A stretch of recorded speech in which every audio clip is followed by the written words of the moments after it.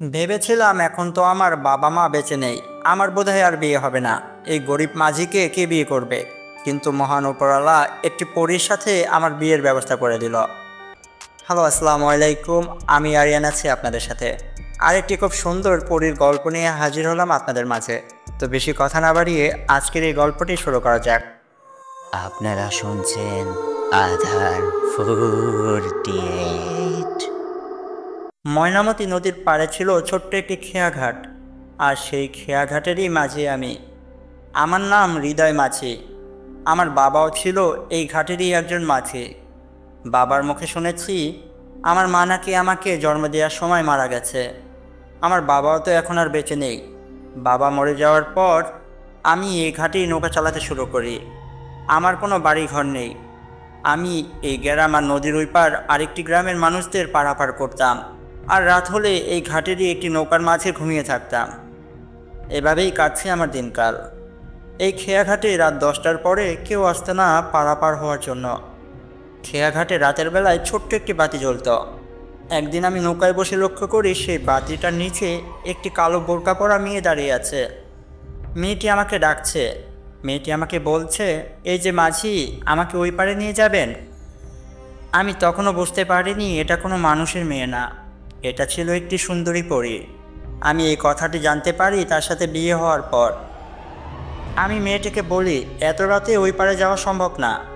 তখন সেই মেয়েটি আমাকে বলেছিল, আপনি যদি আমাকে ওই পারে নিয়ে যান তাহলে আমি আপনাকে দ্বিগুণ টাকা দেব। আমি চিন্তা করলাম যেহেতু এখনও জেগে আছি, মেয়েটাকে ওই পারে নিয়ে যাই, তার বিনিময়ে দ্বিগুণ টাকা পাবো। আমি তখন মেয়েটাকে ডাকি আর বলি, আমার নৌকায় উঠে বসুন, আমি আপনাকে ওই পারে নিয়ে যাচ্ছি। মেয়েটি আমার কথা মতো আমার নৌকায় এসে বসলো। আমি নৌকাটি ঘুরিয়ে ওই পারে যাওয়ার জন্য রওনা দেই। আমার নৌকার ভেতরে ছোট্ট একটি হ্যারিকেন ছিল। হ্যারিকেনের আলোতে আমি মেয়েটিকে দেখছিলাম। মেয়েটি কালো বোরকা পরা, তার মুখটি ঢাকা, কিন্তু তার চোখ দুটো দেখা যাচ্ছে। বিশ্বাস করেন, এত সুন্দর চোখ এর আগে আমি কখনো দেখিনি। তার চোখ দেখেই বোঝা যাচ্ছে সে যে দেখতে খুবই সুন্দর। তখনই মেয়েটি আমাকে বলে উঠল, আচ্ছা মাঝি, আপনি কি প্রতি রাতে সেই ঘাটেই থাকেন নাকি? আমি তখন ওই মেয়েটাকে বলি, আপনি বোধহয় এই গ্রামে নতুন। আমার নাম হৃদয় মাঝি, সকলেই জানে, আমার আপন বলতে আর কেউ নেই। আমি ওই ঘাটেই থাকি, সেই ঘাটেই আমি বসবাস করি, আর রাত হলে সেখানেই ঘুমাই। তখন মেয়েটি বলল, তাহলে তো আমার জন্য খুবই ভালো হয়, আপনি কি আমার একটি উপকার করবেন? আমি মেয়েটির কাছে জানতে চাই, কী উপকার করতে হবে বলুন। মেয়েটি আমাকে বলে, আসলে আমি এই গ্রামে থাকি না, আমি থাকি নদীর ওই পার ওই গ্রামটায়, যেখানে এখন আপনি আমাকে নিয়ে যাচ্ছেন। তবে আমি আপনাদের এই পারে একটি ব্যাংকে চাকরি করি। আসলে হয়েছে কি, গত 1 বছর আগে আমার মা মারা গেছে। মা মরে যাওয়ার পর বাবা আরেকটি বিয়ে করে। বাবা তো এখন নতুন মাকে নিয়ে খুব সুখে আছে, তাই আমি বাবাকে ছেড়ে আলাদা থাকি। আমার 2টি মামা আছে। মামারা আমাকে ছোট্ট একটি বাড়ি বানিয়ে দিয়েছে, আমি সেখানেই থাকি, কিন্তু পেট চালানোর জন্য আমাকে কাজ করতে হয়। তাই আমি আপনাদের এই গ্রামে ব্যাংকে চাকরি করি। আমার কাজ শেষ করে আস্তে আস্তে প্রতিদিন 11টা থেকে 12টা বাজবে। আপনি তো ওই ঘাটেই থাকেন, আপনি যদি আমাকে দৈনিক এপার থেকে ওই পারে নিয়ে যান তাহলে খুব উপকার হয়। বিনিময়ে আমি আপনাকে দ্বিগুণ টাকা দেব। আমি তখন মেয়েটাকে বলি, আপনি এত কষ্ট করে এক গ্রাম থেকে আরেক গ্রামে এসে কাজ করেন, আপনি যদি দৈনিক আমাকে দ্বিগুণ টাকা দেন তাহলে কি করে চলবে? তখন মেয়েটি আমাকে বলল, তাছাড়া আর কি উপায় আছে, আপনি তো আর আমাকে বিনা টাকায় নিয়ে যাবেন না। আমি তখন মেয়েটাকে বলি, দেখুন, আমি একটি গরিব মাঝি, আমি কি করে আপনাকে বিনা টাকায় প্রতিদিন পারাপার করব? তবে আপনি চাইলে আমার কাছে একটা ভালো উপায় আছে, যেটা শুনলে আপনারও উপকার হবে, আমারও উপকার হবে। মেয়েটি তখন বলে, কি উপায়? আমি মেয়েটিকে বলি, আপনি প্রতিদিন আমার নৌকায় করে এপার থেকে ওপারে আসতে পারবেন, তবে আপনার প্রতিদিন দ্বিগুণ টাকা দিতে হবে না। আপনি মাস শেষে যখন মাইনে পাবেন সেখান থেকেই আমার নৌকা ভাড়ার টাকাটা দিয়ে দিন, তাহলেই হবে। আমি সেই টাকা থেকে যতটুকু পারি কমিয়ে রাখব, এতে আপনারও ভালো হবে, আমারও ভালো হবে। মেয়েটা তখন বলল, খুবই ভালো প্রস্তাব, এমনটা হলে আমার খুবই ভালো হয়। আমি মেয়েটার কাছে জানতে চাই, আপনি দিনের বেলায় কার নৌকায় করে আসেন? তখন মেয়েটা আমাকে বলল, আমি দিনের বেলায় এই ঘাট দিয়ে পারাপার হই না, আমি আমাদের গ্রামের আরেকটি ঘাট দিয়ে পারাপার হই। আমি বললাম, ও আচ্ছা। কথা বলতে বলতে আমার নৌকাটা নদীর এপারে চলে এলো। আর মেয়েটি আমার নৌকা থেকে নেমে দাঁড়ালো। সে দ্বিগুণ টাকা দিল আমাকে। টাকাটা দিয়ে সে তার বাড়ির পথে হাঁটা দিল। এত রাতে আপনি একা একা বাড়িতে ফিরতে পারবেন তো? মেয়েটা তখন আমাকে বলে, এই আর নতুন কি, আমার রাতের বেলায় ঘোরাঘুরির অভ্যাস আছে। তাছাড়া এই গ্রামের সকলেই আমাকে চিনে, কেউ আমার কোনো ক্ষতি করবে না। আপনি ভালো হয় এখন ফিরে যান, আগামীকাল রাতে আবার দেখা হবে। আমি তখন আমার নৌকাটি ঘুরিয়ে আমার ঘাটে চলে আসি আর নৌকাটি বেঁধে তার ভিতরে ঘুমিয়ে পড়ি। পরের দিন সকাল থেকে সন্ধ্যা পর্যন্ত আমি অনেক টাকা উপার্জন করি। আজকে ঘাটে অনেক মানুষের ভিড়, সকলেই যেন কোনো না কোনো কাজে ওই পারে যাচ্ছে। রাতের বেলায় আমি নৌকায় শুয়ে শুয়ে ভাবছিলাম, গতকাল ওই মেয়েটিকে আমি সাহায্য করলাম, আর আজকে মহান আল্লাহ পাক আমার সাহায্য করলো। আজকে আমি কতগুলো টাকা উপার্জন করতে পারলাম। আজকে আমি খুবই খুশি। তখনই আমার কানে আমার নাম ধরে কেউ একজন ডাকছে, সেটা ভেসে এলো। আমি নৌকার বাইরে চলে আসি কে ডাকছে সেটা দেখার জন্য। আমি দেখতে পাই ঘাটে সেই মেয়েটি দাঁড়িয়ে আছে। সে আমার নাম ধরে বলছে, এই যে হৃদয় মাঝি, আপনি কি জেগে আছেন না ঘুমিয়ে গেছেন? তখন আমি নৌকার ভেতর থেকে তাকে বলি, আমি জেগে আছি আর আপনার জন্য অপেক্ষা করছি, আপনি আসেন। তখন মেয়েটি ঘাট থেকে আমার নৌকায় এসে বসলো আর আমি নৌকাটি ঘুরিয়ে ওই পারে যাওয়ার জন্য রওনা দিই। মেয়েটি আমাকে বলল, আজকে আপনাকে দেখে অনেক খুশি মনে হচ্ছে। আমি তখন বললাম, হ্যাঁ, আজকে আমি খুবই খুশি। আজ আমি অনেক টাকা উপার্জন করেছি। আপনি জানেন, একদিনে এত টাকা আমি কখনোই উপার্জন করতে পারিনি। আমি মেয়েটিকে বলি, সবই হয়েছে আপনার জন্য। গতকাল আমি আপনার সাহায্য করলাম, আর দেখেন আজকে মহান আল্লাহ পাক আমাকে সাহায্য করলো। তখন মেয়েটি বলল, ভালো মানুষের সাথে সবসময় ভালোটাই হয়। আমি তখন মেয়েটার কাছে একটি কথা জানতে চাই। আমি তাকে বলি, কিছু মনে না করলে আমি কি আপনার নাম জানতে পারি? মেয়েটি তখন বলল, আমার নাম হচ্ছে নিগার।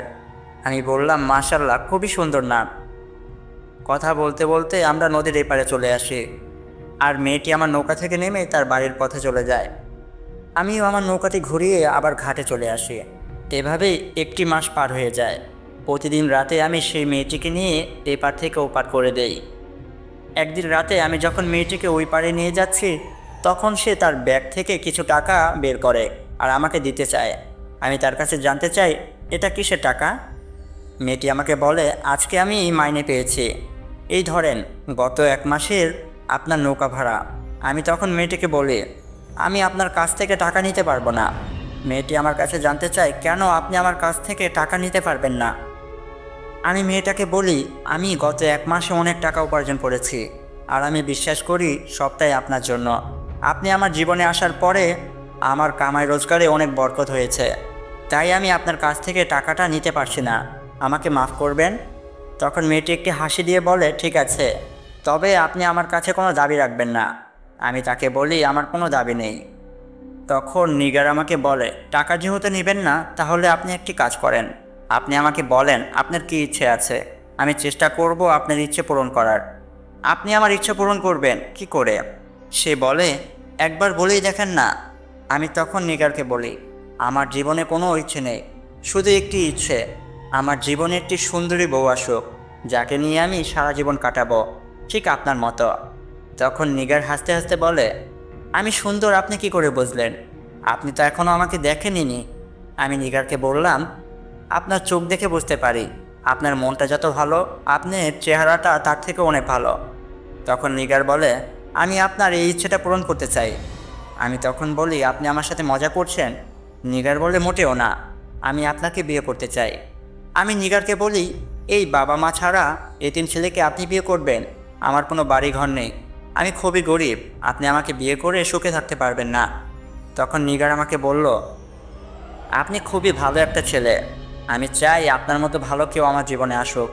আমি আমার বিয়ের প্রস্তাব আপনাকে দিলাম, এখন রাখা বা না রাখা আপনার বিষয়। আমি তখন বলি, ঠিক আছে, আমি আপনাকে বিয়ে করব। তখনই নিগার বলে, কিন্তু আমার দুইটি শর্ত আছে। আমি তার কাছে জানতে চাই, কী শর্ত? নিগার আমাকে বলল, আমার প্রথম শর্ত হলো আমাদের বিয়েটা আমার বাড়িতে হবে। আজ থেকে 4 দিন পর পবিত্র শুক্রবার রাত 1টা বাজে আমাদের বিয়ে হবে। আর আমার দ্বিতীয় শর্ত হলো আমাদের বিয়েতে আপনি বাদে আপনার সাথে কেউ আসতে পারবে না। আমি তখন নিগারের কাছে জানতে চাই, কেন আমার সাথে কেউ আসতে পারবে না কেন? নিগার আমাকে বলে, দেখুন, আপনার কাছে যতটুকু টাকা আছে আর আমার কাছে কিছু টাকা আছে। এগুলো যদি আমরা বিয়ের আয়োজনে শেষ করে ফেলি তাহলে কি লাভ বলুন? তার থেকে ভালো বিয়ের পর এই টাকাগুলো এক করে আমরা আপনাদের ওই গ্রামে একটি ছোট্ট বাড়ি বানাবো, আর সেখানেই আমরা শুরু করব আমাদের জীবনের নতুন একটি যাত্রা, আমাদের সংসার। আমি ভেবে দেখলাম নিকাত তো ঠিকই বলছে, শুধু শুধু টাকা নষ্ট করার কি দরকার? আর আমার আপন বলতে তো কেউ নেই, আমি কাকেই বা নিয়ে আসবো? আমি নিগারের কাছে জানতে চাইলাম, তাহলে আপনার দ্বিতীয় সত্যটা এত আজব কেন? আপনি রাত 1টা বাজে কেন বিয়ে করতে চান? এত রাতে কেউ বিয়ে করে নাকি? এমন কথা আমি কখনো শুনিনি। তখন নিগার আমাকে বলে, আসলে আমার ছোট থেকে একটি ইচ্ছে ছিল। আমার ইচ্ছে ছিল আমার বিয়েটা অন্যদের থেকে আলাদাভাবে হোক। এই কারণেই আমি রাত 1টা বাজে আপনাকে বিয়ে করতে চাই। আমি তখন নিগারকে বলি, ঠিক আছে, আমি আপনার দুটি শর্তেই রাজি হলাম। নিগার তখন আমাকে বলে, বিয়ের দিন আমার বাড়িতে আমার 2 মামা আর 2 মামি আর তাদের ছেলে বাদে আর কেউ থাকবে না, আর থাকবে একটি কাজী যে কিনা আমাদের বিয়ে পড়াবে। আমি বলি, ঠিক আছে। নিগার আমাকে বলে, আপনি আগামী শুক্রবার রাত 12টার ভেতরে এখানে থাকবেন। আপনাকে নেওয়ার জন্য ওই ঘাটে আমার মামাতো ভাই জুবায়েত অপেক্ষা করবে। সে আপনাকে নিয়ে আমার বাড়িতে চলে আসবে। আমি আপনার জন্য বউ সেজে বসে থাকব। আপনি আসলেই হবে আমার বিয়ে, আর যদি না আসেন তাহলে আমি খুবই কষ্ট পাবো। আমি নিগারকে বলি, আমি অবশ্যই আসব। কথা বলতে বলতেই নৌকাটা ঘাটে চলে এলো, আর নিগার নৌকা থেকে নেমে আমাকে বলল, তাহলে আজকে আমি আসি। আমি আপনার জন্য শুক্রবার রাতে অপেক্ষা করব। এটা বলে নিগার চলে গেল। নিগার যাওয়ার পর আমি নৌকাটা ঘুরিয়ে আবার আমার ঘাটে চলে আসি, আর নৌকাটা বেঁধে তার ভেতরে ঘুমিয়ে পড়ি। আমি নৌকায় শুয়ে শুয়ে ভাবছিলাম, কখনই ভাবতে পারিনি নিগার আমাকে বিয়ের প্রস্তাব দেবে। সবই উপরওয়ালার ইচ্ছে। আমার জীবনেও কেউ আসবে, আমারও একটি পরিবার হবে, যেমনটা আমি উপরওয়ালার কাছে সবসময় চাইতাম। পরের দিন সকালে ঘুম থেকে উঠে আমি আবারও কাজে লেগে পড়ি। এখনও শুক্রবার আসতে 4 দিন বাকি। তবে মন কেন মানছে না, বারবার ইচ্ছে হচ্ছে নিগারকে একটিবার দেখে আসি, তাদের গ্রামে যাই। কিন্তু নিগার তো যাওয়ার আগে বলে দিয়েছিল বিয়ের আগে যেন আমি তাদের গ্রামে না যাই, আর যদি আমি তার কথা না রাখি সে আমাকে বিয়ে করবে না। তাই নিরুপায় হয়ে আমি অপেক্ষা করতে থাকি শুক্রবারের। দেখতে দেখতে 4 দিন পার হয়ে যায়, আর চলে আসে শুক্রবার। আমি পবিত্র জুম্মা পরে রাতের বেলায় একটি সাদা পাঞ্জাবি পরে নৌকাটা খুলে তাদের গ্রামের উদ্দেশ্যে রওনা দেই। আমি রাত 12টা বাজে রওনা দেই। আমার পৌঁছাতে পৌঁছাতে রাত 12টা 20 বেজে যায়। আমি যখন নিগারদের ঘাটে যাই তখন আমি ঘাট পাড়ে কাউকে দেখতে পাই না। আমি আশেপাশে তার ভাইকে খোঁজার চেষ্টা করি, কিন্তু সেখানে কেউ ছিল না।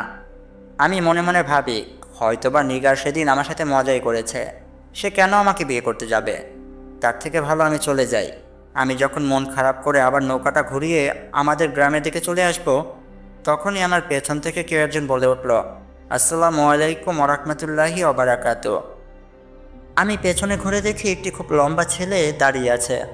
আমি ছেলেটির সালামের উত্তর নেই। আমি দেখতে পাই ছেলেটি খুব সুন্দর একটি রাজকীয় পোশাক পরা। আমি তার কাছে জানতে চাই, কে আপনি? তখন সে আমাকে বলে, আমি হচ্ছি নিগারের ছোট ভাই। আসলে আমি তার মামাতো ভাই। আমি জুবায়ের। আমাকে আপু আপনাকে নেওয়ার জন্য পাঠিয়েছে। আমি গত 2 ঘন্টা ধরে আপনার জন্য এই ঘাটে অপেক্ষা করছি। তখন আমি তাকে বলি, কোথায় আপনি ছিলেন? আমি তো এখানে এসে কাউকে দেখতে পাইনি।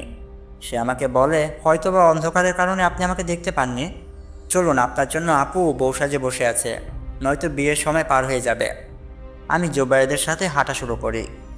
সে আমাকে নিয়ে একটি জঙ্গলের পথ ধরে হাঁটছিল। আমি জুবায়েদের কাছে জানতে চাই, এখান দিয়ে যেতে হবে?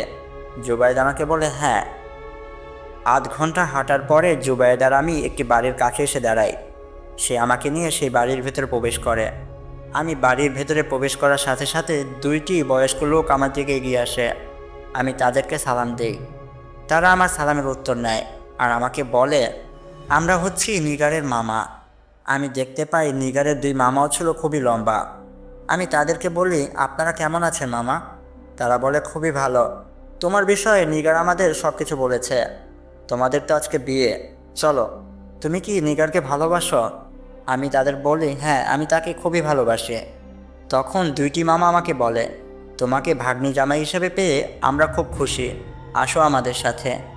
তারা আমাকে নিয়ে একটি ঘরের ভেতরে প্রবেশ করে। আমি দেখতে পাই ঘরটা খুব সুন্দরভাবে সাজানো, আর ঘরের মাঝ বরাবর একটি পর্দা রাখা, আর পর্দার ওপারে বসে আছে নিগার, লম্বা একটি ঘণ্টা টেনে, আর তার পাশে তার 2 মামি। মামারা আমাকে নিয়ে পদ্মার এপারে বসলো, আর তখনই ঘরের ভেতরে একটি ইমাম সাহেব প্রবেশ করলো আমাদের বিয়ে পড়ানোর জন্য। আমি লক্ষ্য করি ইমাম সাহেবও খুবই লম্বা। সে আমার কাছে এসে বলল, তুমি কি নিগারকে বিয়ে করার জন্য প্রস্তুত? আমি তাকে বললাম জি। সে বলল, তুমি কি নিগারকে মন থেকে ভালোবাসো? আমি বললাম জি। সে বলল, তাহলে তুমি 3বার কবুল বলো। আমি ইমাম সাহেবের কথা মতো 3বার কবুল বলি।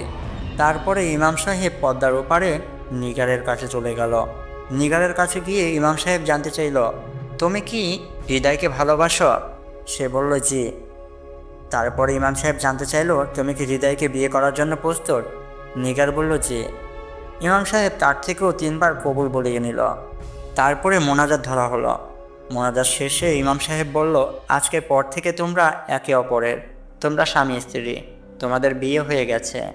তখনই 2 মামা দাঁড়িয়ে পড়ল আর আমাকে বলল, এখন আমরা আসি তাহলে। আমি মামাদের বললাম, এত রাতে আপনারা কি করে যাবেন? তখন মামারা হাসতে হাসতে বলল, রাতের বেলা কি করে যাব? আরে আমরা তো রাতের বেলায় ঘোরাফেরা করি। এটা শুনে আমি তার মুখের দিকে তাকিয়ে থাকলাম। তখনই ছোট মামা আমাকে বলল, আসলে ভাইজান তোমার সাথে মজা করলো, আমাদের বাড়ি খুবই কাছে, আমরা যেতে পারবো, তুমি চিন্তা করো না। তখন মামারা মামি আর জুবায়েদকে নিয়ে ঘর থেকে বের হয়ে গেল। ঘরে রয়ে গেলাম আমি আর নিগার। নিগার এখনও ঘোমটা টেনে বসে আছে। নিগার আমাকে বলল, তাদের যেতে দাও, সমস্যা নেই, তারা যেতে পারবে, তুমি ঘরের দরজাটা লাগিয়ে দাও। আমি নিগারের কথা মতো ঘরের দরজাটা লাগিয়ে দেই। তারপরে তার কাছে গিয়ে বসি। তখন নিগার আমাকে বলে, তুমি কি আমাকে দেখতে চাও না? আমি বলি, আমি তোমাকে মনের চোখ দিয়ে অনেক আগেই দেখেছি, তুমি আমার মনের ভেতরে আছো। নিগার বলে, তারপরেও তুমি আমার স্বামী, এখন তুমি আমাকে দেখতে পারো, তুমি আমার পর্দাটা উঠাও। আমি নিগারের কথা মতো তার ঘোমটাটা উঠিয়ে ফেলি। তারপরে আমি যা দেখি এটা দেখার জন্য আমি মোটেও প্রস্তুত ছিলাম না। আমি দেখি একটি চাঁদের আলোর মতো ফুটফুটে একটি মেয়ে আমার সামনে বসা। আমি জানতাম নিগার সুন্দর, কিন্তু এতটা সুন্দর হবে আমি কখনো কল্পনাও করতে পারিনি। আমি তার দিকে অপলক দৃষ্টিতে তাকিয়ে থাকি। নিগার একটি মিষ্টি হাসি দিয়ে আমাকে বলে, কি তোমার বউ পছন্দ হয়নি? আমি তাকে বলি, তুমি এত সুন্দর, জানো আমি তোমাকে নিয়ে কল্পনা করতাম, আমি জানতাম তুমি সুন্দর হবে, কিন্তু এতটা সুন্দর হবে কখনো ভাবতেও পারিনি। নিগার আমাকে বলে, তোমার তাহলে বউ পছন্দ হয়েছে? আমি বলি, হ্যাঁ খুব পছন্দ হয়েছে। সেদিনের মতো আমি আর নিগার ঘুমিয়ে পড়ি। পরের দিন আমি ঘুম থেকে উঠে ঘরের বাইরে আসি। আমি লক্ষ্য করি চারিপাশে অনেক জঙ্গল, আর গভীর জঙ্গলের মাঝে এই বাড়িটা। আমি মনে মনে ভাবি, নিগার এতদিন এই বাড়িতে থাকতো, তার মোটেও কি ভয় করতো না? তখনই আমার পেছন থেকে নিগার বের হয়ে আসে আর আমাকে বলে, কি ভাবছো আমি এই গভীর জঙ্গলে কি করে থাকতাম? আমি তখন নিগারকে বলি, হ্যাঁ আমি এটাই ভাবছি। তখন নিগার আমাকে বলে, দেখো, বাবার সাথে ঝগড়া হওয়ার পর মামার আমাকে একটি বাড়ি বানিয়ে দিয়েছে এখানে। এখানে থাকার উদ্দেশ্য হলো, আমি যদি গ্রামের ভেতরে থাকতাম তাহলে অন্যান্য ছেলেরা আমার ক্ষতি করার চেষ্টা করত, কিন্তু এই গভীর জঙ্গলে কেউ আমার ক্ষতি করতে চাইবে না, তাই আমি এখানে থাকি। তখন আমি নিগারকে বলি, তুমি এখানে থাকো, তোমার ভয় করে না? নিগার হাসতে হাসতে বলে, কিসের ভয়? আমি কোনো ভয়টাই পাই না, আমি একা একা থাকতে পারি। কিন্তু আজকের পর থেকে তো আমাকে এখানে থাকতে হবে না, তুমি তো আমাকে নিয়ে যাবে তোমার বাড়িতে। আমি তখন নিগারকে বলি, আমার তো কোনো বাড়ি ঘর নেই, আমি তোমাকে কোথায় নিয়ে যাব? নিগার তখন ঘরের ভিতরে চলে গেল আর ঘরের ভেতর থেকে কিছু টাকা নিয়ে বের হয়ে এলো। সেই টাকাগুলো আমার হাতে ধরিয়ে দিল আর আমাকে বলল, তোমার কাছেও তো কিছু টাকা আছে, তুমি বলেছিলে। আমি বলি, হ্যাঁ আছে তো। তখন নিগার বলে, আমাদের দুইজনের টাকা এক করে কি ছোট্ট একটি বাড়ি বানানো যাবে না তোমাদের ওই গ্রামে? এখানে তো অনেক টাকা, অবশ্যই যাবে। আমি নিগারের থেকে টাকাগুলো নিয়ে নিই আর খোঁজ করতে থাকি একটি ভালো জমি, যেটার উপরে আমি বাড়ি বানাতে পারবো। কিছুদিনের ভেতরেই আমি একটি জমির সন্ধান পাই। সেই জমির ওপরেই আমি একটি ছোট্ট বাড়ি বানাই আর নিগারকে নিয়ে সেখানে উঠি। আমি নিগারকে বলি, কি তোমার নতুন বাসা পছন্দ হয়েছে? নিগার বলে, খুবই পছন্দ হয়েছে, আমার অনেক দিনের স্বপ্ন ছিল আমি তোমাকে নিয়ে সংসার করব অন্য একটি আলাদাভাবে। আমি নিগারকে বলি, আল্লাহ পাক সকলের স্বপ্ন পূরণ করে, দেখো আমি আল্লাহ পাকের কাছে কত চাইতাম আমার যেন একটা পরিবার হয়, আজকে তুমি আমার সাথে, আমার নিজের একটি পরিবার। সেদিনের পর থেকে আমার আর নিগারের সংসার জীবন শুরু হয়। আমি প্রতিদিন ঘাটে নৌকাবাড়িতে চলে যেতাম। নিগারকে বিয়ে করার পর থেকে আমার রিজিকে অনেক বরকত হয়, আমার কামাই রোজগারে অনেক বরকত হয়।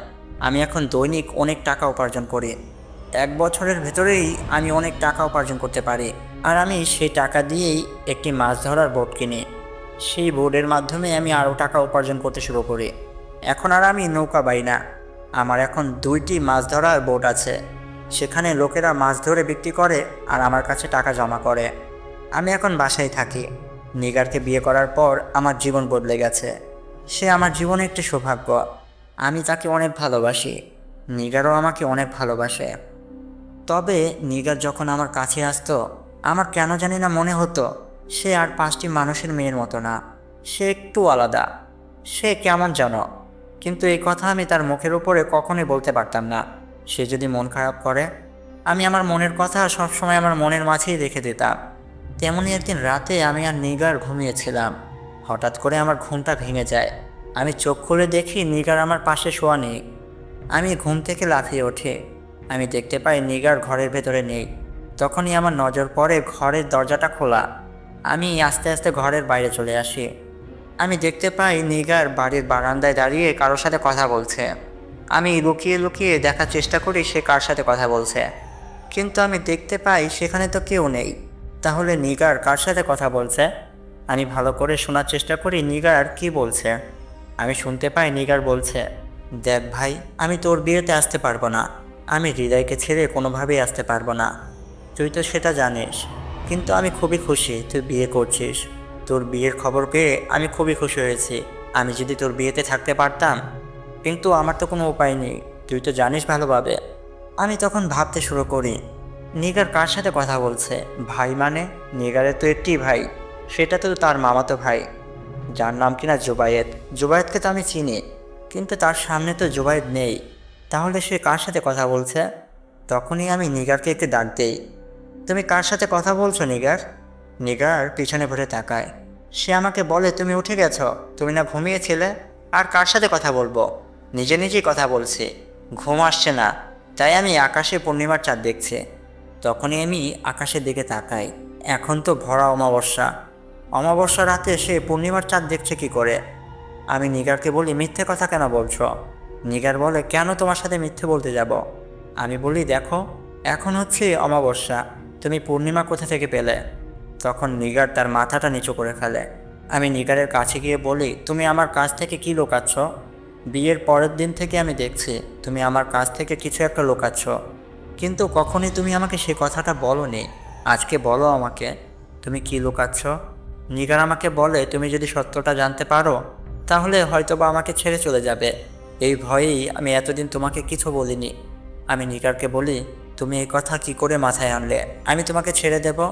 তুমি আমার সব, তুমি ছাড়া এই পৃথিবীতে আমার কে আছে? আমি কেন তোমাকে ছাড়তে যাব? তুমি দয়া করে আমাকে সত্যটা বলো। তখন নিগার বলতে শুরু করে। নিগার আমাকে বলে, আমি আসলে মানুষ না, আমি একটি পরী। আসলে আমি একদিন আকাশ দিয়ে উড়ে যাচ্ছিলাম, তখন আমি লক্ষ্য করি একটি নৌকার মাঝে কেউ একজন বসে বসে কান্না করছে। আমি আকাশ পথ থেকে মাটিতে নেমে আসি, আর গাছের পেছন থেকে দেখি তুমি নৌকায় বসে কান্না করছো। তুমি কান্না করছো আর উপরওয়ালার কাছে বলছো, হে আল্লাহ, আমার জীবনে কাউকে এনে দাও যার সাথে আমি আমার সুখ দুঃখগুলো ভাগ করতে পারবো। আমার জীবনে কাউকে এনে দাও আল্লাহ, আমার একটি পরিবার বানিয়ে দাও। এগুলো বলছো আর তুমি খুব কান্না করছো। তোমার কান্না দেখে আমার খুবই মায়া হয়। সেদিনের পর থেকে আমি প্রতিদিন তোমাকে লুকিয়ে লুকিয়ে দেখতে শুরু করি। তোমার প্রতি আমার একটি অন্যরকম মায়া সৃষ্টি হয়। আমি তোমাকে অনেক ভালোবেসে ফেলি। আমি চাইতাম তোমার সাথে কথা বলতে, তাই একদিন মানুষ রূপে তোমার সাথে আমি দেখা করি। আর তোমাকে আমি মিথ্যে কথা বলি যে আমার বাবা আরেকটি বিয়ে করেছে, আমার মা মরে গেছে, এইসব কিছু, যেন আমি তোমার সাথে কথা বলতে পারি আর প্রতিদিন তোমার সাথে দেখা করতে পারি। এভাবেই তোমার প্রতি আমার ভালোবাসা দিনে দিনে বাড়ছিল। কিন্তু একদিন যখন তুমি বিয়ের কথা উঠালে, সেই সুযোগে আমি তোমাকে বলেই দিলাম আমি তোমাকে বিয়ে করতে চাই। তুমিও বিয়েতে রাজি হয়ে গেলে। সেদিনের পর আমি আমাদের জিনপুরীর দেশে গিয়ে আমার 2 মামাকে জানাই আমি একটি মানুষের ছেলেকে ভালোবাসি আর তাকে বিয়ে করতে চাই। আমি তোমার বিষয়ে আমার 2 মামাকে সব কিছু জানাই, কারণ তারাই ছিল আমার সব কিছু। আমার বাবা মা ছোটোবেলায় মারা গেছে, তোমার মতোই। আমার মামারা আমার মুখে এইসব কথা শুনে আমাকে অনেক বোঝানোর চেষ্টা করে যে মানুষের মাঝে বিয়ে করবে, এটা না করলে হয় না। আমি মামাদের বলি আমি তাকে অনেক ভালোবাসি, আমি তাকে ছাড়া বাঁচব না। মামারা যখন বুঝতে পারলো এত বোঝানোর পরেও আমি বুঝতে চাচ্ছি না, তখন মামারা আমাকে বলল, ঠিক আছে তুমি ওই মানুষের সন্তানকে বিয়ে করতে পারো, কিন্তু তাকে তুমি সব সত্যটা বলে দিও, নয়তো একদিন সে সব কিছু জেনে যাবে। সেদিন তোমাদের মাঝে একটি ভুল বোঝাবুঝি সৃষ্টি হবে। আমি মামাকে বলি আমি তাকে এখন কোনো কিছু বলবো না, যা বলবো বিয়ের পর। তখন মামারা বলে, ঠিক আছে আমরা তোমার বিয়েতে অবশ্যই উপস্থিত থাকব। তারপরে মামারা দাঁড়িয়ে থেকেই তোমার হাতে আমার হাত তুলে দেয়। তুমি সেদিন বলেছিলে না আমার মামারা কেন আমার সাথে দেখা করতে আসে না বিয়ের পর? আসলে তারা এই পৃথিবীতে থাকে না, তারা থাকে জিনপরির দেশে, যেখানে একটা সময় আমিও থাকতাম। এই কারণেই মামারা এখানে আসতে পারে না সব সময়। তারা মাঝে মাঝে অদৃশ্য হয়ে আমার সাথে দেখা করতে আসে। আমি তাদের দেখতে পাই, কিন্তু তুমি তাদের দেখতে পাও না। আর কিছুক্ষণ আগে জুবায়েদ এসেছিল, যে কিনা আমার সাথে কথা বলছিল এখানে দাঁড়িয়ে। হয়েছে কি, তার বিয়ে ঠিক হয়েছে, আগামী শুক্রবার তার বিয়ে। সে চায় আমি যেন জিনপরির দেশে তার বিয়েতে উপস্থিত থাকি, কিন্তু আমি তাকে মানা করে দিয়েছি। তার সাথে কথা বলার সময় তুমি আমাকে পিছন থেকে ডাকটা দিলে। আমি জানতাম তুমি একদিন না একদিন সত্যটা জানতে পারবে। এখন এটা তোমার হাতে, তুমি তো এখন সব কিছু জানতে পারলে। তুমি কি আমাকে রাখতে চাও, নাকি তুমি চাও আমি তোমার জীবন থেকে চলে যাই? দেখো হৃদয়, যেটাই সিদ্ধান্ত নেবে ভেবে চিন্তে নিও। আসলে আমি তোমাকে অনেক ভালোবাসি, আগেও বাসতাম, এখনও বাসি। আমি কিছুই বলছিলাম না, আমি শুধুই নিগারের দিকে তাকিয়েছিলাম।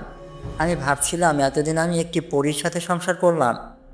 তখন আমি নিগারকে বলি, দেখো তোমার প্রতি আমার সবসময় একটা সম্মান কাজ করতো, আর আজকে এত কিছু জানার পর তোমার প্রতি আমার সম্মান আরও বেড়ে গেল। দেখো আমি ছোট থেকে অনেক কষ্ট করে বড় হয়েছি, কত মানুষ আমাকে অপমান করেছে, কিন্তু কখনোই আমি তাদের কথা মাথায় নেইনি।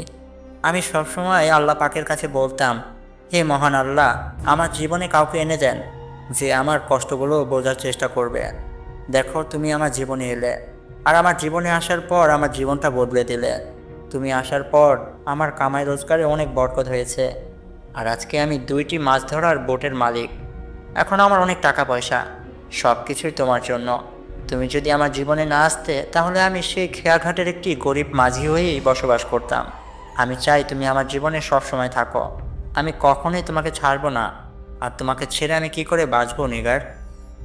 আমি নিগারকে আরও বলি, আর 2 দিন পরেই তো আমার শালাবাবুর বিয়ে, জুবায়েতের বিয়ে। আমি চাই তুমি আমাকে নিয়ে জিনপুরীর দেশে যাও, আমিও তার বিয়েতে উপস্থিত থাকতে চাই। নিগার আমাকে বলে, ঠিক আছে আমরা কাল রাতেই জিনপুরীর দেশে যাওয়ার জন্য রওনা করে দেব। আমি বলি, ঠিক আছে। আমি সেদিনের মতো ঘুমিয়ে পড়ি। পরের দিন এশারের নামাজ পড়ে রাত 9টার দিকে আমি আর নিগার জিনপুরীর দেশে যাওয়ার জন্য রওনা করি। আমরা বাড়ির বাইরে চলে আসি। নিগার তার হাতের একটি ওড়না দিয়ে আমার চোখটা বেঁধে ফেলে, আর আমাকে বলে আমাকে মাফ করবে, আমি তোমাকে চোখ বেঁধে তারপরে আমাদের জিনপুরীর দেশে নিয়ে যাব। দেখো আমাদের দেশে একটি রাজা আছে, যে কিনা আমাদের জিনপুরীদের রাজা। সে যদি কোনোভাবে জানতে পারে আমি একটি মানুষকে বিয়ে করেছি আর তাকে আমি আমাদের দেশে নিয়ে এসেছি, তাহলে তোমার সাথে আমাকেও মেরে ফেলবে। তাই আমাকে ক্ষমা করবে, তোমাকে চোখ বেঁধেই আমি নিয়ে যাব। আমি বলি, ঠিক আছে আমি তোমার উপরে বিশ্বাস রাখি, তুমি আমাকে নিয়ে যাও। নিগার আমাকে নিয়ে হাঁটা শুরু করে। সে আমাকে কোন পথ দিয়ে নিয়ে যাচ্ছিল আমি কিছুই বুঝতে পারছিলাম না, কিন্তু যেই পথ দিয়েই আমরা যাচ্ছিলাম না কেন, সেই পথে আর যাই হোক কোনো মানুষ আসা যাওয়া করে না। 1 ঘন্টা হাঁটার পর নিগার আমাকে বলে, এখন আমি তোমার চোখের বাঁধনটা খুলে ফেলব, আমরা চলে এসেছি। আমি বলি, ঠিক আছে। নিগার আমার চোখের বাঁধনটা খুলে ফেলে। নিগার চোখের বাঁধন খোলার পরে আমি দেখতে পাই আমরা একটি জঙ্গলের মাঝে দাঁড়িয়ে আছি। কিন্তু এ কি, আমরা তো রাত 9টার দিকে রওনা করেছিলাম, এখানে আসতে আসতে 1 ঘন্টার মতো সময় লেগেছে। এখন রাত 10টা বা 11টা বাজার কথা, কিন্তু চারিপাশে তো ভোর সকাল। এত তাড়াতাড়ি সকাল হলো কী করে? আমি নিগারের কাছে জানতে চাইলাম এই বিষয়ে। নিগার আমাকে বলল, তোমাদের দুনিয়ার সময় আর আমাদের দুনিয়ার সময় এক না। তোমাদের দুনিয়াতে এখনও রাত, কিন্তু আমাদের দুনিয়ায় এখন সকাল। আমি দেখতে পাই চারিপাশে খুবই সুন্দর, একটি ঝর্ণা বয়ে যাচ্ছে। একটি নদীর পাড় ধরে আমাকে নিয়ে নিগার হাঁটা শুরু করে। আমরা সেই নদীর পাড় ধরে হাঁটছি। হাঁটতে হাঁটতে আমরা একটি গ্রামের ভেতরে প্রবেশ করি। আমি দেখতে পাই চারিপাশে অনেক বাড়ি ঘর, কত মানুষ আসা যাওয়া করছে। নিগার আমাকে বলে, তুমি তাদের চোখের দিকে তাকাবে না, আসলে তারা কেউই তোমার মতো মানুষ না, তারা সকলেই জিনপরি। তুমি মাথা নিচু করে হাঁটা শুরু করো, তুমি আমার পেছনে পেছনে থাকো। আমি নিগারকে বলি, ঠিক আছে। আমি মাথা নিচু করে নিগারের সাথে হাঁটতে শুরু করি। কিছুক্ষণ হাঁটার পর নিগার আমাকে নিয়ে একটি বাড়ির ভেতরে প্রবেশ করে। নিগার আমাকে বলে, এখন তুমি সামনের দিকে তাকাও। আমি সামনের দিকে তাকিয়ে দেখি একটি বিয়ে বাড়ির ভেতরে আমরা উপস্থিত হয়েছে। তখনই ঘরের ভেতর থেকে দুই মামা এগিয়ে এলো। মামা আমার কাছে এসে বলল, অবশেষে তুমি সত্যটা জানতে পারলে। নিগার, তুমি ওকে নিয়ে এই দেশে কেন এসেছো? তখন নিগার বলল, তোমাদের জামাই অনেক বায়না করছিল, জানো আমি তার শালার বিয়েতে তাকে নিয়ে আসি, তাই নিয়ে এলাম। আমার কোনো উপায় ছিল না। মামারা বলে, ঠিক আছে, কিন্তু কেউ যেন জানতে না পারে সে একটা মানুষ। তাহলে কি হবে সেটা তো তুমি জানো। নিগার বলে, চিন্তা করো না মামা, আমি কাউকে বুঝতে দেব না সে যে একজন মানুষ। সে আমাদের মতোই জিনেদের ভাব ধরে থাকবে। মামারা আমাকে বলে, তুমি চিন্তা করো না, তোমার কোনো ভয় নেই। তুমি এসেছো, তুমি আমাদের মেহমান, তোমার কোনো ক্ষতি আমরা হতে দেব না। নিগার আমাকে বলে, চলো আমরা জুবায়েতের সাথে দেখা করে আসি। জুবায়েত তো আমাকে দেখে পুরোই অবাক। জুবায়েত আমার কাছে এসে বলে, দোলাভাই আপনি? আমি কখনো কল্পনাও করিনি আপনি আমার বিয়েতে উপস্থিত হবেন। আপু, তুই দুলাভাইকে নিয়ে এই জিনপুরীর দেশে এলে, তুই জানিস না কি হতে পারে? তখন নিগার বলে, তুই চিন্তা করিস না, কিছুই হবে না। আমি তখন জুবায়েতকে বলি, শালাবাবু, গতকাল রাতে তো আমার বাড়িতে এলে, কিন্তু শুধুই আপুর সাথে কথা বলে চলে এলে কেন? দুলাভাই কি এতই পর? তখন জুবায়েত বলে, আমাকে মাফ করবেন, সেদিন রাতেই জুবায়েতের বিয়ে হয়। আমরা খুবই মজা করি। সেদিন রাতে আর আমার বাড়িতে ফেরা হয় না। আমি আর নিগার জিনপুরীর দেশেই রাতটা কাটাই। পরের দিন সকালে মামা মামির থেকে আমরা বিদায় নেই। দুই মামা আমাকে এগিয়ে দিয়ে যায় সেই জঙ্গলের কাছে। তারপরে নিগার আমার চোখটি আবারও বেঁধে ফেলে। আমরা মামার থেকে বিদায় নিয়ে আবারও সেই জঙ্গলের ভেতর দিয়ে হাঁটা শুরু করি। আবারও 1 ঘন্টা হাঁটার পরে নিগার আমাকে বলে, আমরা চলে এসেছি, এখন আমি তোমার চোখের বাঁধন খুলে দিচ্ছি। এটা বলে নিগার আমার চোখের বাঁধন খুলে দেয়। আমি চোখ খুলে দেখতে পাই আমি আমার বাড়ির কাছে। আমি আর নিগার আমার ঘরের ভেতরে প্রবেশ করি। আমি নিগারকে বলি, তোমাদের দেশটা খুবই সুন্দর। নিগার আমাকে বলে, তোমার পছন্দ হয়েছে? আমি বলি, খুব পছন্দ হয়েছে। নিগার বলে, কিন্তু আমার একটা বিষয় খুবই ভয় লাগছে। আমি তার কাছে জানতে চাই, কী বিষয়? নিগার তখন বলে, আমাদের দেশের রাজা যদি জানতে পারে একটি মানুষকে নিয়ে আমি আমাদের দেশে গিয়েছিলাম, তাহলে যে কি হবে। আমি তখন বলি, কিছুই হবে না, সে কি করে জানতে পারবে? সেদিন রাতে আমি আর নিগার ঘুমিয়েছিলাম। হঠাৎ করে আমাদের দরজায় কেউ একজন টোকা দিচ্ছে। নিগার আর আমি ঘুম থেকে উঠে বসি। আমি জানতে চাই কে ঘরের বাইরে।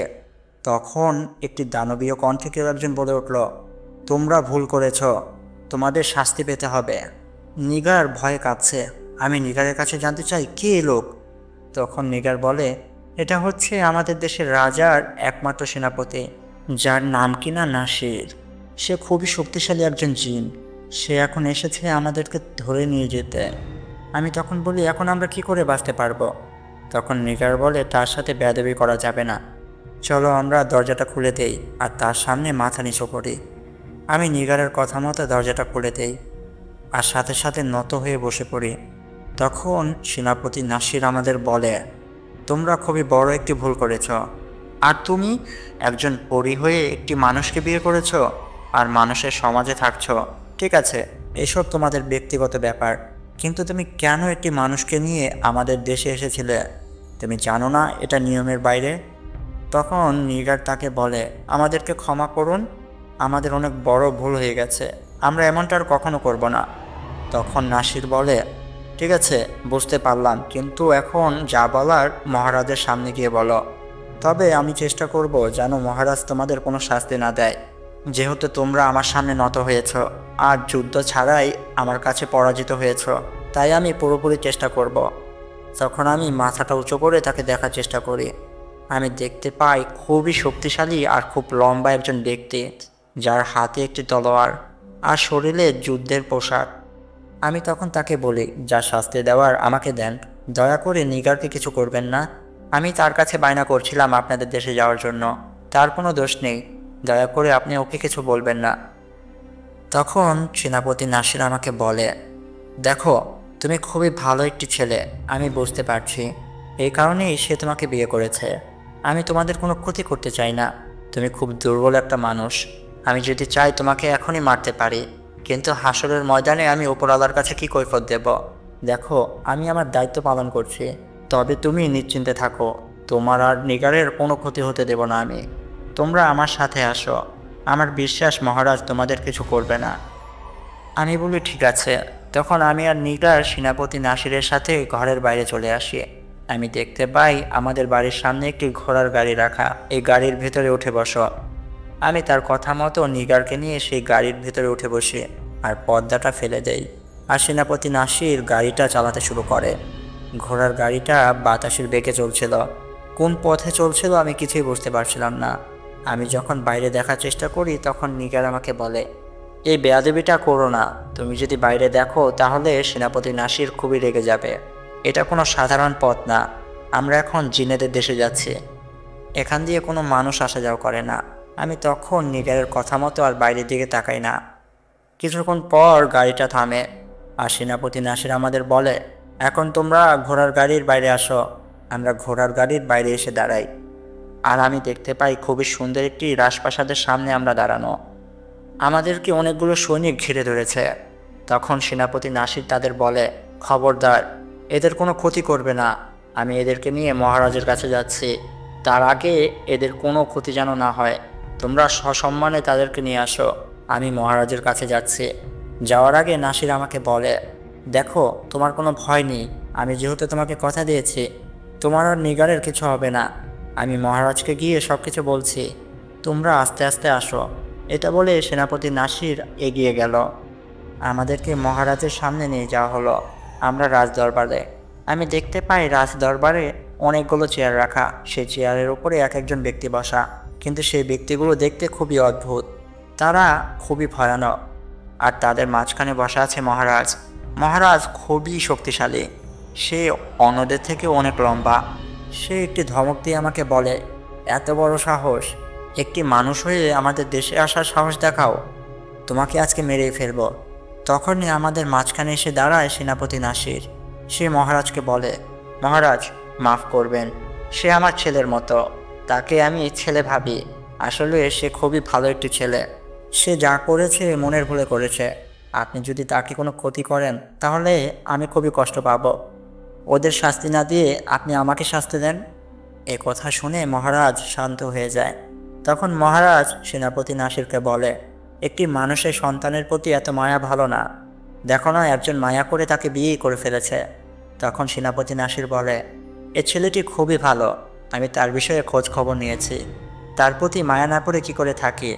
সে তার জীবনে অনেক মানুষের উপকার করেছে। আর মহারাজ, আমরাও তো উপরওয়ালাকে মানি, তাই না? আপনি তো জানেন আমার কোনো ছেলে নেই। আমার বিয়ে হয়েছে কিন্তু আমার ঘরে কোনো সন্তান আসেনি। আমি চাই আজকের পর থেকে হৃদয় আমার ছেলে হোক। আমি তাকে আমার ছেলে হিসাবেই বড় করব। দেখুন মহারাজ, তারা একটু ভুল করেছে। আমি আপনার রাজ্যে অনেক দিন যাবৎ আছি। আমি আপনার জন্য অনেক কিছু করেছি। দয়া করে আপনি আমার এই কথাটা রাখেন। আপনি আমার এই ছেলেটাকে কোনো ক্ষতি করবেন না। তখন জিনেদের বাদশা, সেখানকার মহারাজ বলে, ঠিক আছে, একমাত্র তোমার কারণেই আমি আজকে এই মানুষের সন্তানকে ছেড়ে দিচ্ছি। কিন্তু সেনাপতি নাসির, মনে রাখো, সে যেন আর কখনোই এই জিনপরির দেশে না আসে। সেনাপতি নাসির বলে, ঠিক আছে মহারাজ, আমি আপনার কাছে কথা দিচ্ছি, আর কখনো এরা এই জিনপরির দেশে আসবে না। তখন সেনাপতি নাসির আমাদেরকে নিয়ে প্রাসাদের বাইরে চলে আসে আর আমাকে বলে, তুমি আমার ছেলের মতো। তোমাকে আমার খুবই ভালো লেগেছে। আজকের পর থেকে তোমার সকল সমস্যা আমার। তুমি যদি কখনো বিপদে পড়ো, সবার আগে তুমি আমাকে স্মরণ করবে। দেখো, তুমি যেভাবে 5 ওয়াক্ত নামাজ পড়ো এভাবেই 5 ওয়াক্ত নামাজ পড়বে। আর নিগার তো আছেই।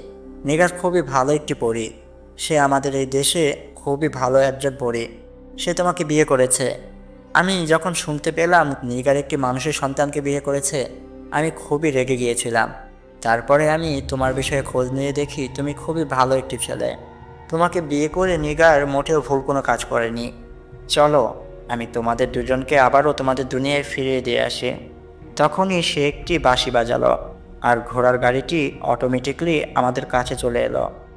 তখন সেনাপতি নাসির বলে, তোমরা ঘোড়ার গাড়ির পেছনে উঠে বসো আর পর্দাটা ফেলে দেবে। আমরা তার কথা মতো ঘোড়ার গাড়ির ভেতরে এসে বসি আর পর্দাটা ফেলে দেই। তারপরে ঘোড়ার গাড়িটি আবারও চলতে শুরু করে। একটা পর্যায়ে সেনাপতি নাসির ঘোড়ার গাড়িটি থামায় আর আমাদেরকে বলে, তোমরা তোমাদের বাড়িতে চলে এসেছো। এখন ঘোড়ার গাড়ি থেকে নামতে পারো। আমরা সেনাপতি নাসিরের কথা মতো ঘোড়ার গাড়ির বাইরে চলে আসি। সেনাপতি নাসির আমাদেরকে বলে, এখন আমার ফিরতে হবে, তবে আমি মন থেকে দোয়া করি উপরওয়ালা সবসময় তোমাদের সহায় হোক, সবসময় তোমরা একে অপরকে এভাবেই ভালোবাসো। দেখো হৃদয়, তুমি সবসময় উপরওয়ালার কাছে চাইতে না যেন তোমার একটা পরিবার হোক? দেখো, আজকে তোমার কাছে তোমার একটি বাবা আছে, আর একটি আপন মানুষও আছে। উপরওয়ালা সকলের মনের আশা একদিন না একদিন পূরণ করে, তোমারটাও করলো। তুমি যদি কোনো বিপদে পড়ো তাহলে তোমার একটি বাবা আছে, এটা মনে রেখো। এই পৃথিবীর বুকে আমি যতদিন থাকবো তোমার পাশে সবসময় থাকবো। তাছাড়া নিগার তো আছেই, দুইটি শক্তিশালী জিনিস তোমার পাশে আছে, তোমার কিসের ভয়? কিন্তু মনে রেখো, কখনো কারো ক্ষতি করবে না, যদি পারো মানুষদের উপকার করবে, তাছাড়া ক্ষতি করবে না। আমি বলি ঠিক আছে, আমি সবসময় মনে রাখবো আপনার কথা। সেদিনের মতো সেনাপতি নাসির আমার থেকে বিদায় নিয়ে চলে গেল। আমি আর নিগার ঘরে এসে শুয়ে পড়ি। তার 1 মাস পরে আমি একদিন জোহরের নামাজ পড়ার জন্য আমাদের গ্রামে মসজিদে যাই। আমি নামাজ পড়ে যখন মসজিদ থেকে বের হব, তখন আমি লক্ষ্য করি একটি বৃদ্ধ কান্না করছে আর উপরওয়ালার কাছে বলছে, আমার মেয়েটাকে বাঁচান আল্লাহ পাক। কত মানুষ চেষ্টা করলো, কেউ পারছে না সেই জিনের হাত থেকে আমার মেয়েটাকে উদ্ধার করতে। আপনি কিছু একটা করেন, আমাকে সাহায্য করেন উপরওয়ালা। তখন আমি সেই বৃদ্ধ চাচার কাছে গিয়ে বসে আর তার কাছে জানতে চাই, চাচা কিছু মনে না করলে আমি আপনার সাথে কিছু কথা বলতে পারি? সেই চাচা আমাকে বলে, হ্যাঁ বলতে পারো বাবা। আমি চাচাকে বলি, কি হয়েছে আপনার মেয়ে? আপনি বারবার একটি কথা বলছেন, আপনার মেয়েকে নাকি জিন পরি ধরেছে। তখন সে বৃদ্ধ চাচা আমাকে বলে, তুমি জিনে বিশ্বাস রাখো? আমি মনে মনে একটু হাসি দেই, কারণ আমার ঘরেই তো একটি পরি আছে। আমি চাচাকে বলি, হ্যাঁ আমি জিনকে বিশ্বাস করি। কি হয়েছে সেটা বলেন। তখন চাচা আমাকে বলে, আসলে বাবা, আমার মেয়েটাকে একটা খারাপ জিন আসর করেছে। সে আমার মেয়েটাকে অনেক কষ্ট দিচ্ছে, সে আমার মেয়েটাকে মেরে ফেলবে। তুমি জানো বাবা, কত কবিরাজের কাছে গিয়েছে, কত হুজুরের কাছে গিয়েছে, কেউ আমার মেয়েটাকে বাঁচাতে পারছে না। তখন আমি চাচাকে বলি, আমি কি আপনার মেয়েকে দেখতে পারি? আমি যদি কিছু একটা করতে পারি? চাচা তখন আমাকে বলে, তোমাকে দেখে কোনোভাবেই মনে হচ্ছে না তুমি কোনো আলেম বা কবিরাজ, তুমি কি পারবে? আমি চাচাকে বলি, উপরওয়ালার প্রতি বিশ্বাস রাখেন। চাচা বলে, ঠিক আছে। আমি চাচাকে বলি, আজকে না, আপনি আপনার বাড়ির ঠিকানাটা আমাকে বলেন, আমি আগামীকাল আপনার বাড়িতে আসব, আমি একটিবার চেষ্টা করব। চাচা তখন তার বাড়ির ঠিকানাটা আমাকে বলে। আমি ঠিকানাটা শুনে বাড়িতে চলে আসি। আর সেদিন রাতে আমি নিগারের কাছে এই সব কিছু খুলে বলি। আমি নিগারকে বলি, আমি চাই সেই বৃদ্ধ চাচার সাহায্য করতে, আমি চাচার মেয়েকে সুস্থ করতে চাই, আমাকে কি করতে হবে? নিগার আমাকে বলে, দেখো হৃদয়, আমাদের জিনেদের ভেতরে অনেক ধরনের জিন আছে, অনেক ধর্মীয় জিন আছে, যারা কিনা এক এক ধর্ম পালন করে। আমি এখন কি করে বলবো সেই জিনটা কতটা শক্তিশালী? সে যদি আমার থেকে অনেক শক্তিশালী হয় তাহলে আমি তোমার কোনো সাহায্য করতে পারবো না। তবে আমি তোমার সাথে কালকে যাব ওই বাড়িতে, কিন্তু মানুষ রূপে না। আমি বাতাসের সাথে অদৃশ্য হয়ে থাকবো, আমি তোমার সাথেই থাকবো, যেন তোমার কোনো ক্ষতি না করতে পারে সেই জিনটি। তখন আমি বলি, ঠিক আছে। পরের দিন আমি নিগারকে নিয়ে সেই বাড়িতে যাই। নিগার অদৃশ্য হয়েছিল, এই কারণে চাচা মিয়া তাকে দেখতে পায় না। চাচা আমাকে তার মেয়ের ঘরে নিয়ে যায়। আমি ঘরের ভেতরে প্রবেশ করে দেখতে পাই একটি মেয়ে খাটে ঘুমিয়ে আছে। তখন নিগার আমার কাছে এসে বলে, তুমি চাচাকে বলো মেয়েটির হাত পা যেন খুলে দেয়। আমি চাচাকে বলি, চাচা মেয়েটির হাত পা কেন বাঁধা? চাচা আমাকে বলে, বাবা, ওর হাত পা খুলে দিলে সে নিজের জান নিজে নিতে চায়, সে আত্মহত্যা করতে চায়, এই কারণেই তার হাত পা আমরা বেঁধে রেখেছি। আমি বলি, চাচা এখন তো আমি এসেছি, আপনি দয়া করে তার হাত পাগুলো খুলে দেন। চাচা বলে, কিন্তু। আমি বলি, কোনো কিন্তু না চাচা, আপনি তার হাত পাগুলো খুলে দেন। তখন চাচা আমার কথা মতো মেয়েটির হাত পা খুলে দেয়, আর আমি আর নিগার সে মেয়েটির কাছে গিয়ে বসি। নিগার আমার কানের কাছে এসে একটি আয়াত বলতে বলে। আমি তার কথা মতো সেই মেয়েটির হাত ধরে একটি আয়াত পড়তে শুরু করি। আয়াত পড়ার সাথে সাথে সেই মেয়েটির ভেতরে সেই জিনটি উপস্থিত হয়। সেই জিনটি মেয়েটির ভেতরে আসার সাথে সাথেই আমাকে অনেক গালাগালি করতে শুরু করে আর বলতে থাকে, তোর সাথে যে এসেছে সে আমার কিছু করতে পারবে না, তোরা এখান থেকে চলে যা, নয়তো তোকে আর তোর স্ত্রীকে এখানেই খুন করব। চাচা তখন আমাকে বলে, সে কার কথা বলছে? আমি বলি, চাচা কারও না, আপনি চিন্তা করবেন না, আমি দেখছি কি করা যায়। তখন নিগার আমার কাছে এসে বলে, ও একটা খুবই জিন। সেই মেয়েটির অনেক ক্ষতি করেছে। তুমি ওকে ছেড়ো না, তুমি ওকে বোতলবন্দি করো। আমি বলি আমি বোতলবন্দি করতে পারি না। সে আমাকে বলে তুমি চাচাকে বলো একটা বোতল আনতে। আমি চাচাকে বলি আপনি এখনই যান আর গঞ্জে থেকে একটি কাচের বোতল কিনে আনেন। চাচা আমার কথা মতো গঞ্জে থেকে একটি কাচের বোতল কিনে আনে আর আমাকে শিখিয়ে দেয় নিগার কী করে জিনদের বোতলবন্দি করতে হয়। আমি সেই মেয়েটির ভেতরে জিনকে সেই বোতলের ভেতরে বন্দি করি আর সেই বোতলটিকে একটি নদীর ভেতরে ফেলে দেই। এতে সেই মেয়েটি সুস্থ হয়ে যায়। মেয়েটি সুস্থ হওয়ার পরে চাচা আমাকে অনেক ধন্যবাদ দেয় আর আমাকে বলে কখনো আমি বিশ্বাসও করতে পারিনি তুমি আমার মেয়েকে সুস্থ করতে পারবে। তখন আমি চাচাকে বলি বলেছিলাম না চাচা, দেখলেন তো উপরওয়ালা আমার সাহায্যেই আপনার মেয়েকে বিপদের হাত থেকে রক্ষা করলো। চাচা আমাকে কিছু টাকা দিতে চায়। আমি তাকে বলি টাকার কোনো দরকার নেই, আপনি এই টাকাগুলো রাখেন আর আমি আপনাকে উল্টো কিছু টাকা দিচ্ছি। এই টাকা দিয়ে যত তাড়াতাড়ি সম্ভব আপনার মেয়েকে বিয়ে দিয়ে দেন। আমি চাচাকে কিছু টাকা দিয়ে সেই বাড়ি থেকে বের হয়ে আসি। নিগার তখন আমার কাছে এসে বলে সবই ঠিক আছে, কিন্তু সেই জিনটি যদি কোনোভাবে মুক্তি পেয়ে যায় তাহলে আমাদের দুজনকে সে ক্ষতি করার চেষ্টা করবে। আমি তখন নিগারকে বলি সে কখনোই মুক্তি পেতে পারবে না, তুমি চিন্তা করো না, কিছুই হবে না। এভাবেই আরও 2টি বছর পার হয়ে যায়। আমরা সেই জিনের কথা ভুলেই গিয়েছিলাম। একদিন রাতে আমি আর নিগার ঘুমিয়েছিলাম। হঠাৎ করেই আমাদের দরজায় কেউ একজন লাথি মারতে শুরু করে। আমি আর নিগার ঘুম থেকে জেগে উঠি। দরজাটা লাথি মারতে মারতে ভেঙে ফেলে। আমি দেখতে পাই একটি কালো ছায়া ঘরের ভেতর প্রবেশ করলো।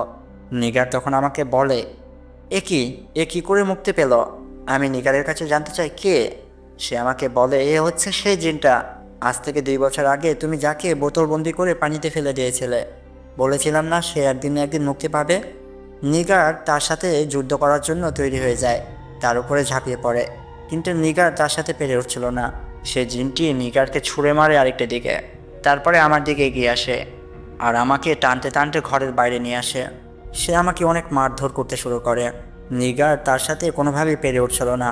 সে তার জান দিয়ে চেষ্টা করে আমাকে রক্ষা করতে, কিন্তু সেই খবির জিনটি নিগারকে একটি কাচের ভিতরে বন্দি করে ফেলে। সে ঘরের বাইরে আসতে পারছিল না। সে খবির জিনটি আমার কাছে এসে বলে তুই কি ভেবেছিলি আমি কখনোই বোতল থেকে বের হতে পারবো না? দেখলেই তো আমি মুক্ত হয়ে গেছি, আজকে তোর শেষ দিন। আমি দেখতে পাই খবির জিনটির চেহারা খুবই ভয়ানক। সে আমাকে তুলে একটি আছাড় দেয় আর আমাকে বলে এখন তোকে কে বাঁচাবে? তখনই আমি শুনতে পাই একটি ঘোড়ার গাড়ি আমার দিকে এগিয়ে আসছে। আস্তে আস্তে সেই ঘোড়ার গাড়িটি আমার কাছে এসে দাঁড়ালো আর গাড়ির থেকে বের হয়ে এলো নাসির। নাসিরকে দেখে সেই খবির জিনটি খুবই ভয় পেতে শুরু করে। সাথে সাথে নাসিরের পায়ে গিয়ে পড়ে আর বলে আমি জানতাম না আপনি এই ছেলেটিকে চিনেন। আমি যদি জানতাম কখনোই এখানে আসতাম না। আমার এই ভুলের জন্য আমাকে মারবেন না, আমাকে মাফ করে দেন, দয়া করেন আমাকে। কিন্তু নাসির কোনো কথাই শোনে না। সে তাকে বলে আমি তোমাকে ছেড়ে দিতাম, কিন্তু তুমি আমার ছেলেকে আর ছেলের বউকে মারধর করেছ। তোমার এত বড় সাহস, তুমি কি মনে করো তুমি তাদের থেকে শক্তিশালী? হারে তোমার থেকে শক্তিশালী আমি, আমার থেকে শক্তিশালী এই জিনেদের ভিতরে অনেকেই আছে। দেখো সকলের থেকে শক্তিশালী হচ্ছে মহান আল্লাহ পাক। তুমি যদি তাকে ভয় না পাও কাউকে ভয় পাবে না। তোমার মতো খবিশের এই পৃথিবীতে থাকার কোনো দরকার নেই। এটা বলেই সে খবির জিনটিকে নাসির একটি লাথি দেয় আর তার তরোয়ারি বের করে তাকে হত্যা করে। তাকে হত্যা করে সে আমার কাছে আসে আর আমাকে মাটি থেকে তুলে দাঁড় করায়। সাথে সাথে সেই খবির জিনের জাদুটাও কেটে যায় আর নিগার সেই আয়না ঘরে থেকে মুক্ত হয়ে যায়। সে আমার কাছে ছুটে আসে। নাসির আমাদেরকে বলে তোমরা ভয় পাচ্ছ কেন? আমি তো এখনও বেঁচে আছি। ওর মতো একটি খবিশ তোমাদেরকে মেরে ফেলবে, তাহলে আমার বেঁচে থেকে কী লাভ? আমি সব সময় তোমাদের উপরে নজর রাখছি, তোমরা চিন্তা করো না, আমি সব সময় তোমাদের পাশে আছি। তবে আমি এখন চলে যাচ্ছি, কিন্তু যাওয়ার আগে তোমাদের পাহারার জন্য তোমাদের আশেপাশে আমি 101টি জিন রেখে যাচ্ছি, যারা কিনা সবসময় তোমাদেরকে পাহারা দিবে। জানো এরকম খারাপ জিন তোমার কোনো ক্ষতি না করে। তুমি যাও বাবা, তুমি চিন্তা করো না, আমি তো আছি। আমি আর নিগার ঘরের ভিতরে চলে আসি আর নাসির তার শক্তির মাধ্যমে 101টি জিনকে স্মরণ করে। 101টি জিন তার কাছে আসে। তাদেরকে নাসির বলে আজকের পর থেকে আমার ছেলের ওপরে আর কোনো হামলা যেন না হয়। তোমরা সবসময় এই বাড়ির আশেপাশে থাকবে, দেখবে কোনো খারাপ জিন যেন আমার ছেলের কোনো ক্ষতি না করতে পারে। খবরদার, তার যদি কোনো ক্ষতি হয় তাহলে আমি তোমাদেরকে মেরে ফেলব। এটা বলে নাসির আবারও সেই ঘোড়ার গাড়ির ভিতরে চলে যায় আর ঘোড়ার গাড়িটি আবারও জিনপরির দেশের দিকে রওনা দেয়। সেদিনের পর থেকে আর কোনো খারাপ জিন আমাদেরকে কোনো ক্ষতি করতে পারেনি। আর আমি সবসময় মানুষদের উপকার করার চেষ্টা করি।